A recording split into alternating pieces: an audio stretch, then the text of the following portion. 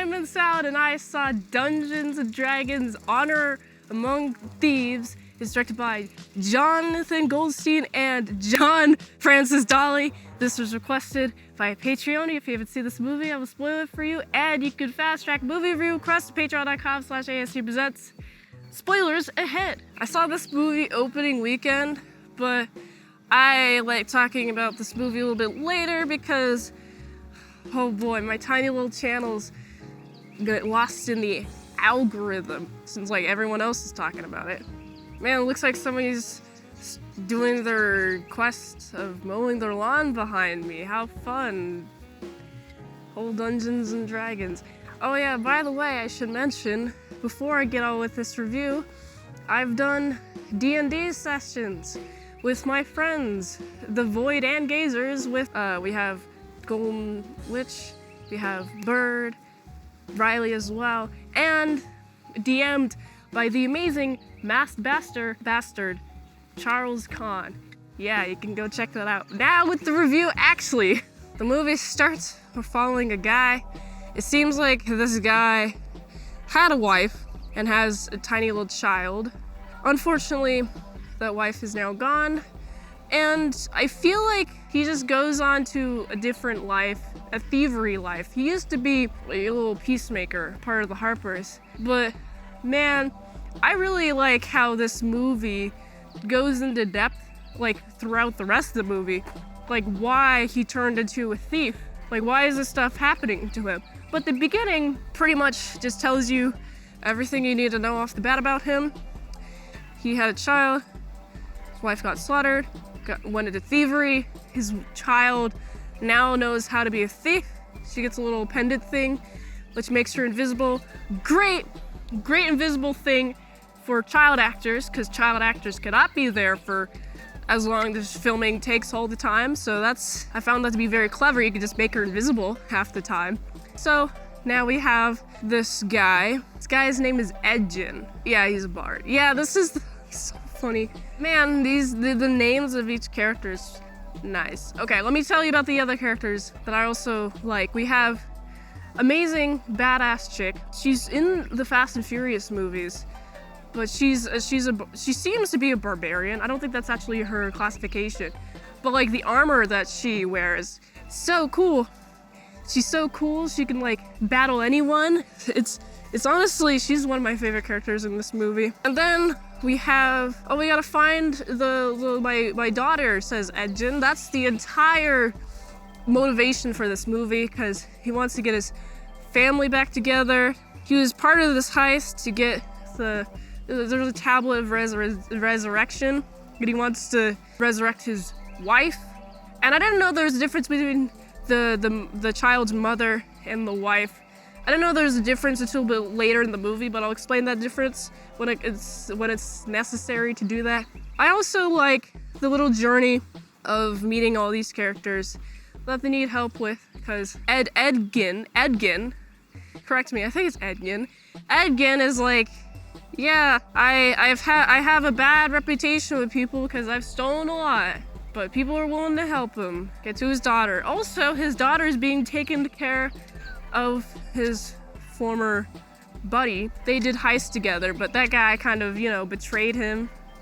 Not a very good guy. He's like, I'm gonna get you. I'm gonna get you, daughter. I'm gonna get you out of here. And the daughter is initially like, I don't want you to be here. I want you to leave. You abandoned me. Ugh. It's like, you did. He denies it, but he did abandon her.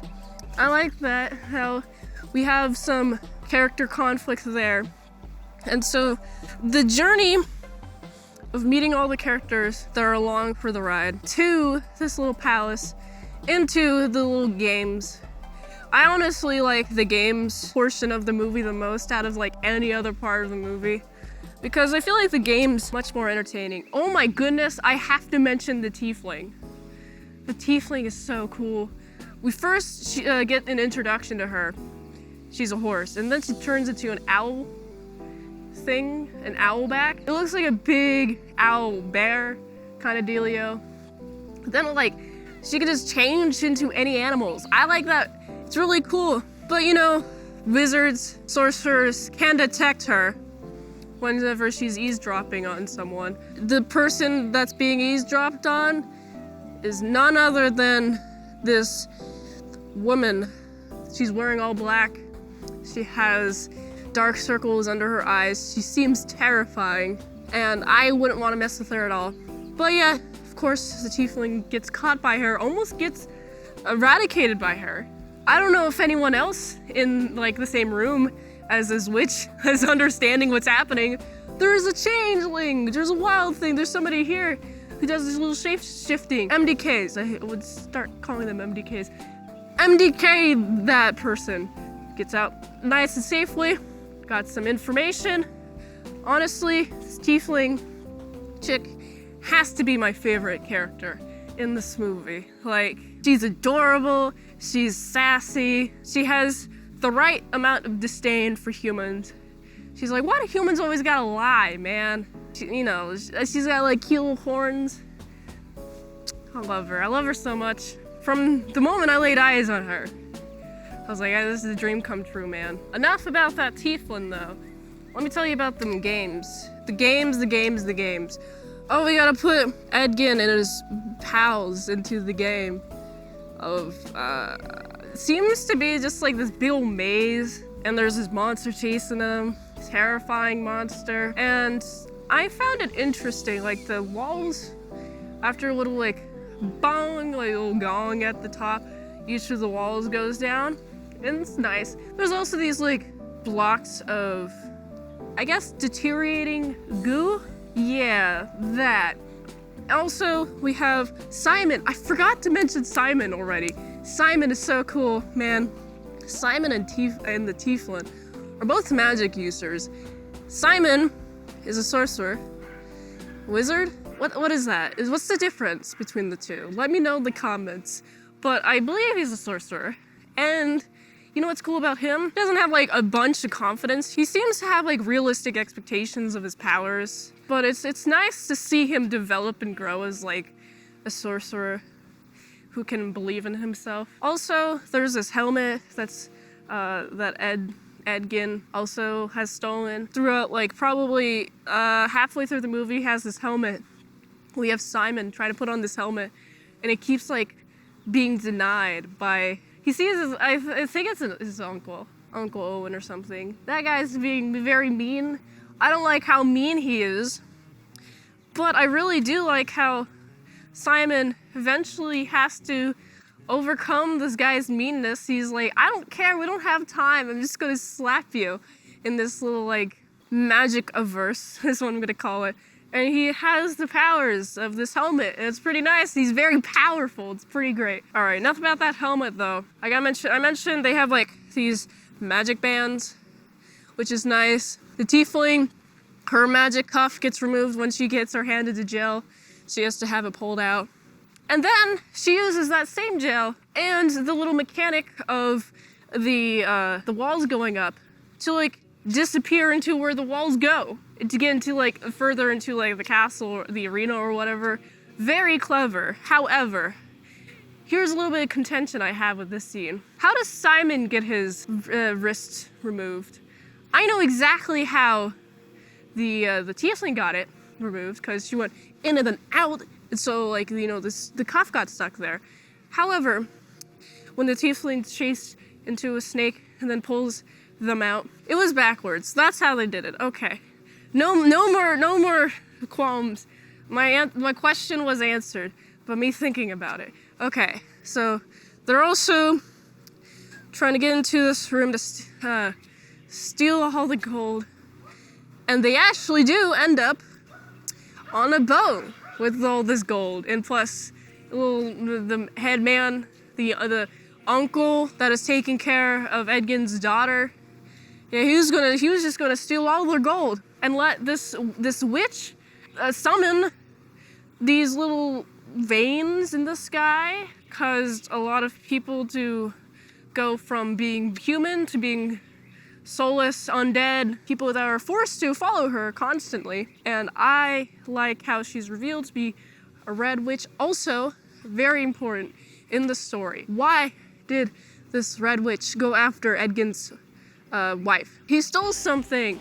He was a thief. He thiefed while he was a harper, while he was a peacekeeper. He thiefed from the Red Wizard, and they have little markers, and so she got. It was his fault. I love how Edgin's like, everything's my fault. All these mistakes are my fault, and he's come to terms comes to grip with it. I really like that a lot. And then I like how they're, floating away on a boat with all their treasure, and all their memories and treasures, but they decide to go back and defeat this Red Witch. She's not a good one. Man, she just wants to enslave everyone and destroy everything. Also, it's great. I love the little portal, like, window thing that they have. I just absolutely love this movie because there's a little portal stick, like literally just like Portal, the video game. But there's a portal from the money boat to the little air balloon in the sky with like this guy's face on it. The head guy, the one that's taking care of the daughter, and it's like through his mouth, so it's like he's barfing off gold. And this Red Witch needed the everyone in this arena so she could divide and control everyone. But since everyone's being dragged away with money falling out of the sky, man, this is hilarious. Also, I should mention, I'm kind of sad that the dudes, by dudes I mean the civilization, the civilians underneath this guy's reign, doesn't know how bad this dude is, okay? They don't know how dirty they're gonna go against this town. Just gonna control them all. They don't know like how dirty they could have had it, but instead, luckily, his witch is no longer a threat. I should mention how they defeated her. Simon is very good at magic now, and I love how everyone's just pretending that she has this time spell on them until she has 2 bracelets, the 2 magic erasing bracelets, and now she's gone. She's been defeated and the family's back together. Oh my goodness, this is such a fun, epic, amazing adventure. I came into this movie being like, there's some people who didn't quite like it. I'm not sure if I'll like it. And at the beginning, I was like, pretty fun movie. Towards the end, I was like, oh my goodness, this is a great movie. Definitely recommend watching it. Also, I should mention, Honor Among Thieves. I find this very ironic.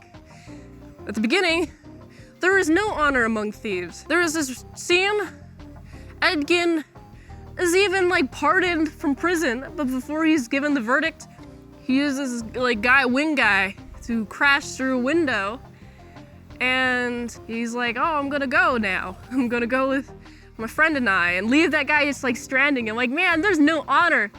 If he was your friend, no honor. Bam, bye. But like towards the end of the movie, last scene, very close to the end. At the end of the movie, we see this guy, the guy previously entrusted with the daughter. He's in prison. He tries to do the whole, I'm gonna jump out this window, but there's a brick wall there. They learn from their lesson. Oh, this is so fun. Such a fun movie. Character progression is pretty high in this movie. From like a guy who seems to just want to bring back his family. That's just him. That's just his core. He's doing everything for his family. Even the thievery stuff. Also, I should mention the little resurrection tab. Yeah, the chick, the barbarian chick. Oh man, I wish I remember her name. She was Letty in the Fast and Furious series. Her character, she dies, but the tablet's resurrected. And here's the difference between Edgin's wife and the child's mother. I mean, the wife is, his wife, and the baby mama of the daughter. But the actual mother of the daughter is the woman that was right alongside him the entire time, the one who raised the daughter. So I like that a lot. This movie is very fun, very fun. The humor, I gotta say, the beginning, it's not Marvel humor, okay? I'd say the humor is more like situational humor. Towards the end, in the fighting, it reminded me a lot of the Avengers, from like the camera movement to like the Tiefling as an owl, doing the little Hulk thing, and then like punching the main chick. after she has the little magic bands on. That was the only thing that was pretty Marvel to me. But this movie reminded me of a combination of a lot of franchises in like its own little fresh way. A tiny bit of Harry Potter, tiny bit of Marvel, and a tiny bit of what seems to just be a genuine fun movie. That's not a tiny bit, it's a whole bit. There's a whole bit of that. This movie is a very fine, fun, exciting movie. I think this movie has the legs to go the distance as a franchise. I think it can compete with Marvel and DC. But what do you think? For that, I gotta give this movie a solid 8 out of 10. If you like this review, watch another one. YouTube really likes that. You can also like, comment, subscribe, share this video with everyone you know. The ultimate goal of this channel is for me to become an expert movie reviewer. So if I haven't reviewed it on the channel, there's a chance I haven't even seen it at all. Like to request a movie in the comments below. You could do that. Fast track a movie review at patreon.com/ASEPresents. $20 a month for one movie review per 1 month. $3 a month for how to draw Pokemon tutorials posted there early. Patreon.com/ASEPresents. And if you'd like to help support the daily grindiness of all these daily movie reviews, you can go here. And also, I'm sick. All money goes soup fund at my link tree. Heck yeah. It's very dangerous, but luckily it's dull. And until next time I'm in Sound Saw, I'll see you later, my salad, croutons, and bacon bits.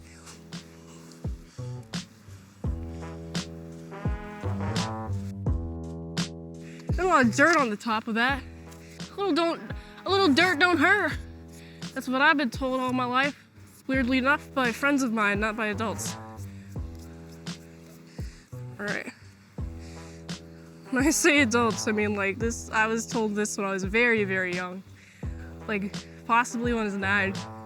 Dirt don't hurt. No adults have ever told me that.